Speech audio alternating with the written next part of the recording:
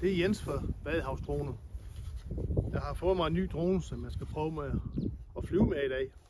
En DJI Neo. Det er faktisk en drone, der kan flyve uden controller og med controller.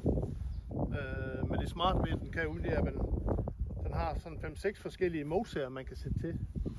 En her, følg mig, og raket op og ned, og ja, forskellige ting. Så man bare kan sætte den til, og så letter den på hånden af, og så flyver den. Den skal vi prøve at lave en video med i dag.